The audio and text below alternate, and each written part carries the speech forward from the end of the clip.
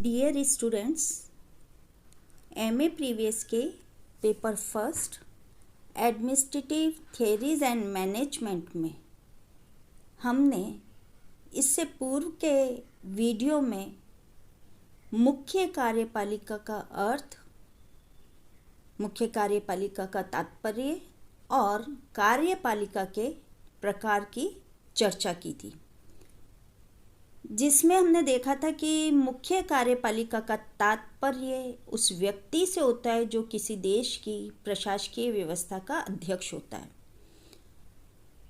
कार्यपालिका द्वारा राजकीय इच्छा की अभिव्यक्ति होती है।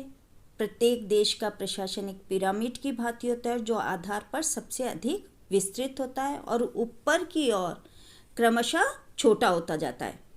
मुख्य कार्यपालिका पिरामिड का शीर्ष है, अर्थात कार्यपालिका वह है जो किसी भी प्रकार के संगठन की सबसे महत्वपूर्ण नीतियों के निर्धारण एवं क्रियान्वयन में भाग लेती है। वह इनके लिए सामान्य मार्ग भी निश्चित करती है। साथ ही कार्यपालिका के प्रकार की चर्चा की थी। उसी निरंतरता में हम आज मुख्य कार्यपालिका के कार्य और शक्तियाँ यानी कि functions and powers of the chief executive का अध्ययन करेंगे, उसके बारे में जानेंगे। राष्ट्रीय स्तर पर मुख्य कार्यपालिका के पास इतने कार्य और उत्तरदायित्व होते हैं कि कोई भी उनका निर्वाह दूसरों की सहायता के बिना नहीं कर सकता है। प्रमुख कार्यपालक चाहे किसी भी प्रकार का हो, उसे दो प्रकार के कार्य करने होते हैं। वह एक राजनीतिक नेता तो होता ही है, प्रशासन का अध्यक्ष भी होता है, अतः उसके कार्य राजनीतिक और प्रशासनिक दोनों प्रकार के होते हैं। मुख्य कार्यपालिका चाहे किसी प्रकार की हो, उसे दो प्रकार के कार्य करने पड़ते हैं। नंबर 1 राजनीतिक कार्य एवं नंबर 2 प्रशासकीय कार्य। मुख्य कार्यपालक के हम राजनीतिक कार्यों की चर्चा करें तो लोकतंत्र में राजनीतिक सत्ता का मूल स्रोत जनता और द्वितीय स्रोत जो है जनता का प्रतिनिधि संगठन अर्थात विधानमंडल है। मुख्य कार्यपालक को उसका पद बहुमत के समर्थन के आधार पर प्राप्त होता है। उसका दल यह बहुमत जनता के मतों के आधार पर प्राप्त करता है। साथ ही अपने पद से संबंधित कर्तव्यों के पालन तथा प्रशासन के सुचारू संचालन के लिए उसे आवश्यक कानूनों और धन की आवश्यकता होती है। ये दोनों वस्तुएं केवल विधानमंडल ही उसे प्रदान कर सकता है। इस प्रकार हम देखें तो इस प्रकार ये स्पष्ट हो जाता है कि मुख्य कार्यपालिका को निरंतर इस बात की चेष्टा करनी होती है कि वह विधानमंडल और जनता की इच्छाओं के अनुसार कार्य कर उनका समर्थन प्राप्त कर सके तथा उसे बनाए रखे। उसे कोई भी ऐसा कार्य नहीं करना चाहिए जिससे विधानमंडल और जनता प्रसन्न हो जाए।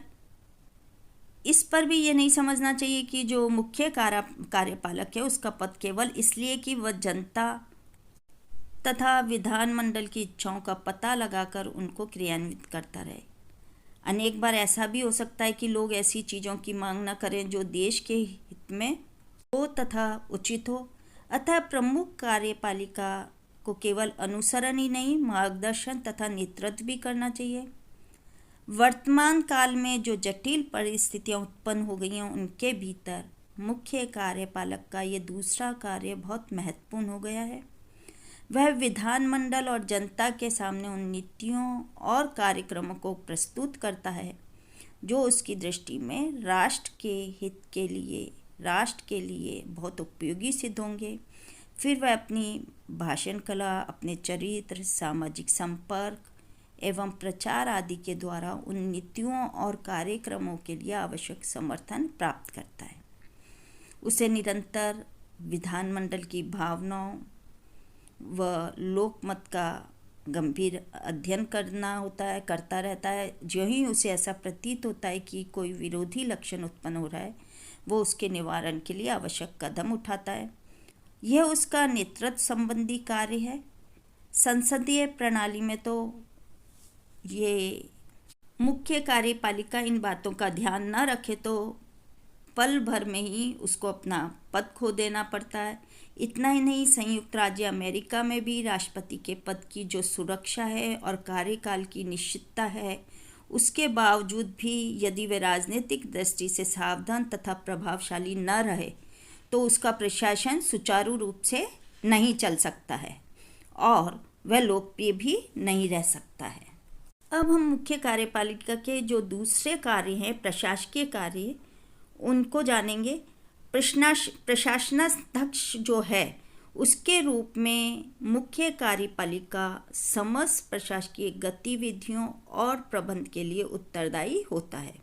अर्थात मुख्य कार्यपालिका प्रशासन का अध्यक्ष होता है। इस रूप में उसे अनेक कार्य करने पड़ते हैं, जिसको लूथर गिलिग द्वारा एक ही शब्द पॉस्कॉब में व्यक्त करा है और जिसको विभिन्न कार्यों जैसे योजना बनाना, संगठन बनाना, कर्मचारी रखना, निर्देशन करना, समन्वय करना, प्रतिवेदन देना, बजट बनाना आदि के संदर्भ में देख सकते हैं। पॉस्कॉब कार्यों के अतिरिक्त कार्यपालिका के जो प्रमुख कार्य हैं वो इस प्रकार हैं। नंबर 1, प्रशासकीय नीति निर्धारित करने का कार्य। प्रशासकीय कार्यों में सबसे जो महत्वपूर्ण कार्य है कार्यपालिका का, वह है प्रशासकीय नीति का निर्माण करना। विधानमंडल सामान्य और मोटे रूप में कानून बनाता है और उसे क्रियान्वित रूप देने के लिए कार्यपालिका प्रशासकीय नीति निर्धारित करती है। नंबर 2, प्रशासकीय संगठन की संरचना करना। प्रशासकीय संगठन की संरचना करना मुख्य कार्यपालिका का एक महत्वपूर्ण कार्य है। इसी संगठन रचना से प्रशासन कार्य करता है। नंबर 3, पदाधिकारियों की नियुक्ति और अपदस्थ करना। मुख्य कार्यपालिका को सेवी वर्ग की नियुक्ति और उन्हें पदच्युत करने की शक्ति प्राप्त होती है। यह अधिकार मुख्य कार्यपालिका को उसके देश की संवैधानिक प्रणाली द्वारा प्राप्त होता है। प्रशासकीय कार्यों को सुचारू रूप से संपन्न करने के लिए मुख्य कार्यपालिका समय समय पर आज्ञाएं देने, निर्देशन देने, आदेश आदि निकालती रहती है। निरीक्षण और नियंत्रण की शक्तियां होती हैं मुख्य कार्यपालिका के पास। मुख्य कार्यपालिका को संपूर्ण प्रशासन पर नियंत्रण और निरीक्षण संबंधी व्यापक अधिकार प्राप्त होते हैं। उसका कर्तव्य ये देखना है कि कानूनों का समुचित रीति से नियमानुसार पालन हो। प्रशासकीय संगठन के कार्यों में समन्वय स्थापित करना। अगर आज के विस्तृत और जटिल प्रशासनिक संगठनों में समन्वय का महत्व स्वतः स्पष्ट है, इसके अभाव में असफलता की आशा नहीं कर सकते हैं। इस प्रकार कार्यपालिका का समन्वय स्थापित करना एक अत्यंत महत्वपूर्ण कार्य है। इसी के साथ कार्यपालिका का जो प्रमुख दायित्व है वो बजट बनाने का भी है। संसदीय प्रणाली में बजट बनाना मुख्य कार्यपालिका का अत्यंत महत्वपूर्ण कार्य है। साथ ही जनसंपर्क का कार्य। मुख्य कार्यपालिका को संगठन के सार्वजनिक संबंधों का भी प्रबंध करना होता है। इस संबंध में जो कार्यपालिका है उसे नीति और प्रशासकीय जो गतिविधियां हैं उसकी प्रगति से विधानमंडल तथा साथ ही जनता को भली भांति अवगत रखना होता है। मुख्य कार्यपालिका के जो प्रशासन से संबंधित हमने ये कार्य देखे, इनसे स्पष्ट है कि उसे व्यापक तथा महत्वपूर्ण शक्ति प्राप्त है। राज्य की जो प्रशासकीय मशीनरी है उसके द्वारा उचित तरीके से कार्य कर सकना मुख्य कार्यपालिका के जो ठोस स्ट्रॉन्ग जो निर्णय हैं, प्रेरणाएं तथा नेतृत्व कर सकने की उसकी क्षमता पर निर्भर होता है। मुख्य कार्यपालिका को अनेक कार्य करने पड़ते हैं। कोई एक व्यक्ति उपयुक्त कार्यों को अकेला कुशलतापूर्वक संपन्न नहीं कर सकता है।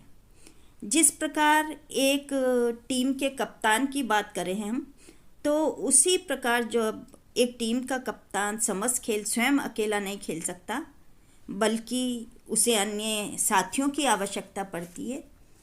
ठीक उसी तरह अगर हम मुख्य कार्यपालिका को देखें तो ठीक उसी प्रकार मुख्य कार्यपालिका प्रशासन का समस्त कार्य अकेले नहीं कर सकती।